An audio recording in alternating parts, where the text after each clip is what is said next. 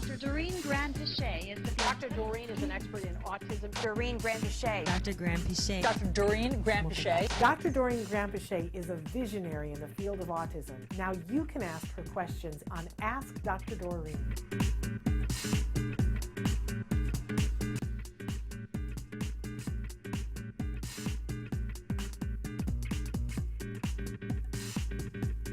But we have a desperate mom who has written in, and she says, I have a question for Dr. Grand-Pichet. My son is 4.8 years old and has been having 30 hours of ABA therapy for 9 months now. He is speaking small sentences, but he gets random bouts of laughter, which are very difficult to control. We are treating yeast as well. Please help me, desperate mom.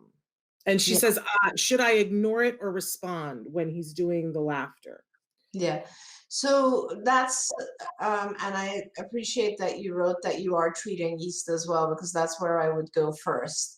A lot of times when you see kind of this random laughter, almost as if the individual is drunk, it ends up being yeast. So I'm glad that you're treating it. Please keep in touch, frequent contact with your physician, because sometimes one antifungal medication has no effect on the child and another does.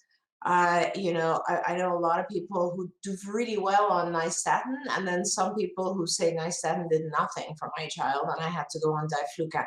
You got to talk to your physician and make sure it's the yeast levels are being reduced. That being said, in the meantime, you ignore it. You do not, as a behaviorist, if you start to talk about it or respond or address it in any way, there's a likelihood that it will go up.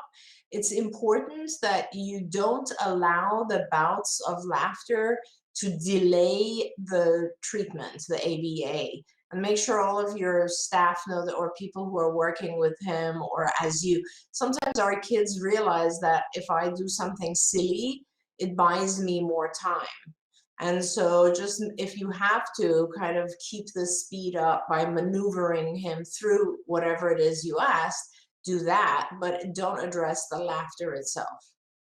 And I would love to know what you're doing to treat the yeast. If you are doing, a drug treatment, or if you're just trying to do it dietarily. I can tell you that we battled with yeast for many years, and we would get it semi under control, and then, we would lose our grip on it. So there were several times that we had to cycle back. And it became clear to me that in our case, and all cases are different, right? Because each one of our kiddos is their own ecosystem. But it became clear to me that for us, for a period of time, we had to sugar had to be gone completely from his diet, as well as artificial colors and flavors. But we had to limit the amount of fruit intake that he had as well, and the amount of carb intake. That did not mean that we put him totally on a, crazy keto, like no carbs, but it was a lot of work for a couple of years, but we saw that it would make a huge difference, that he would be able to focus when we had the yeast under control. So we just look away. She says he says to himself, stop laughing, but then he continues.